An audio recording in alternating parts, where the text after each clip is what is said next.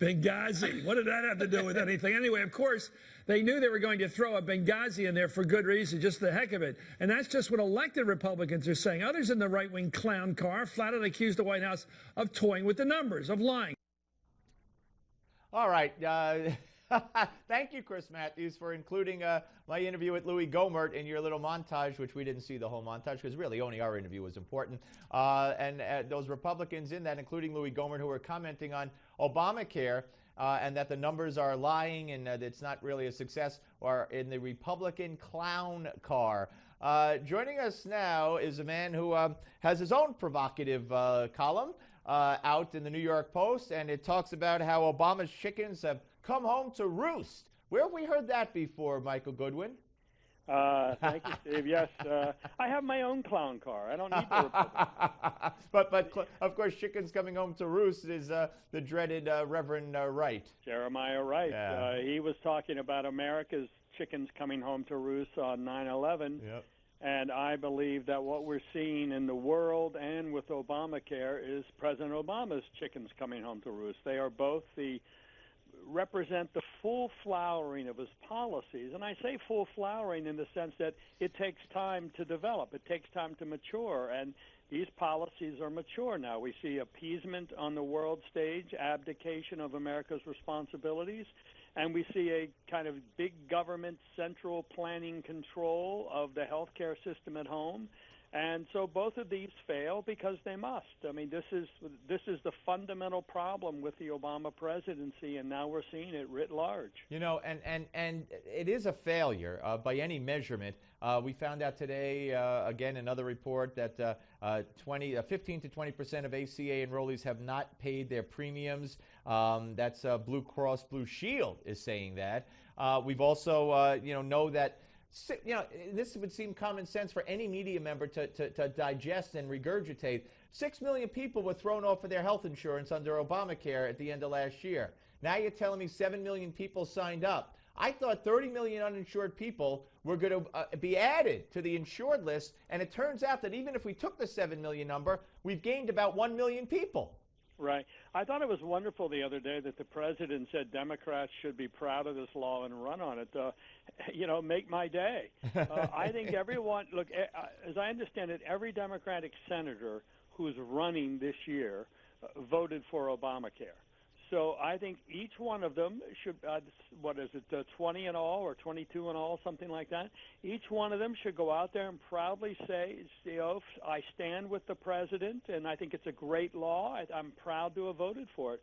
Let's see who wins that race. Yeah, that's not happening, and they don't want to stand anywhere near him. But just think about it. Oh, that'd be awesome. Oh, my God. That is the single biggest achievement, so-called, of the Obama administration, and nobody will defend it in front of voters who actually is standing for election.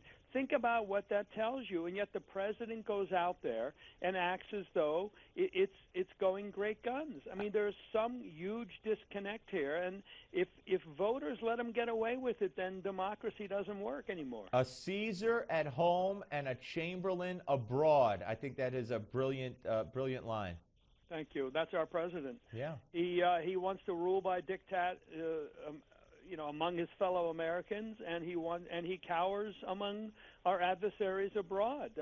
Look, he is actually nicer to Putin and the Iranian mullahs than he is to Republicans or domestic critics. I mean, for him, at home, there's only one way, and abroad, there are many, many ways. There's no one better way abroad. It's all whatever you feel like. I mean, so America has no special thing to say to the world, but at home, only Barack Obama has special things to say to Americans. He said the other day that the debate is over, this act is here to stay, and hey, I'm willing to work with anybody, the same tired line, and yet you have a handful of Democrats who are up for re-election in the Senate who have said, we want to make additions, we want to fix it, we want to change it. And Harry Reid, at the behest of the president, has said, no, you can't bring that up for a vote. So, I mean, he lies like he breathes every single day.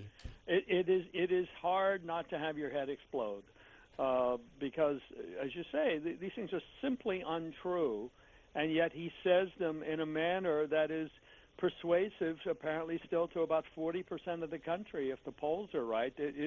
it's a befuddlement how people don't see through this. But here we are in year 6, and he's still fooling some of the people all the time. All right, now let me give you one of my lines. You think Jay Leno is unemployed right now, right? Well, turns out he's writing comedy for Hillary Clinton, and I'll prove it to you. Hillary was speaking at this women's forum the other day, and talking about her tenure as Secretary of State. She said she was, quote, very proud of the stabilization and the really solid leadership that the administration provided. I think we really restored American leadership in the best sense. Now, who but Jay Leno or his writers could have written something so funny? I saw her whole answer, and it took her a while to even get there. She was the question was, what are you most proud of? And she had a hard time coming up with anything. Hamina Ed Norton? I guess she's in on the joke that she just traveled a lot to stay out of trouble. It is sad, and I don't know how, and then she plays the card, of course, and this is going to be problematic for any Republican that runs, unless they are willing to take this issue on head on, and that is that hundreds of women, Clinton said that there's a double standard for how women are treated in the media. Believe me, this is hard-won advice. And, if anything, the double standard on how Obama was treated, and the double standard for how Hillary will be treated by the media is advantageous. That's true. Certainly in Obama's case. This is a classic Hillary, though. It is true, I believe, that women are treated as second-class citizens by a lot of journalists. I think society has not yet caught up to the amazing accomplishment of so many women, and we just still don't recognize them in that way. On the other hand, Hillary Clinton, to my mind, is not a feminist. She got where she got by virtue of being married to who she was married to. And if her name were not Clinton, if she really ran as Hillary Rodham, I think she would not have been a United States Senator in the first place. So she sends a mixed message to women about their own success and their place in society. The war on women continues, and it's from this administration, and I wish the Republicans would make note of this number. Again, it's out today again with the unemployment numbers. In March, there were 180,000 more women unemployed than in February, and at the same time, the unemployment rate for women rose from 6.4% to 6.6% in February. And this administration, when it comes to the economics of women, has been a disaster. But again, it's a failure to communicate on the part of the Republicans. They know how sensitive this war on women issue is on every level. So when you have these numbers, go out and say, hey, we're disappointed in all the numbers, especially the fact that unemployment for women rose 0.2%. But you don't hear from them at all. Well, look, I think the Republicans have gotten sidetracked a long time ago. They only sporadically discuss growth and economic growth and jobs. I mean, they're kind of stuck in this cutting the budget, reducing the deficit. All that's important, but fundamentally what's most important to American families is jobs. And that is the part that I think the Republicans have too often sort of taken a back seat on, and they don't have a coherent, consistent approach that makes them the party of growth. Yeah. They are too often, I think, easily caricatured as the problem of cutting, as the party of cutting, the party of reduction, the party of taking things away, when in fact growth does lift all boats. But Absolutely. That's a difficult sell because Republicans are not confident. Michael, it's a communications issue with them on so many levels. Listen, I got to go, but thank you so much, Michael Goodwin. Read his piece, Obama's Chickens Come Home to Roost, in the New York Post, and read him every day. Thank you, Michael. On the Steve Malzberg Show, Gimme 5 is coming up. Don't go away.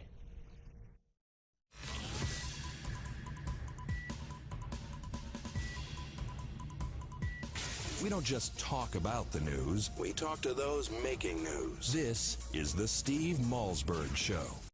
Adding a custom grind to the sole of a wedge creates two different bounce options. Plays one way when addressed square, and another when you open the face. It's like having two clubs in one. Tour players use custom grinds, so should you. Check them out at hopkinsgolf.com, where there's a 30-day money-back guarantee and free shipping.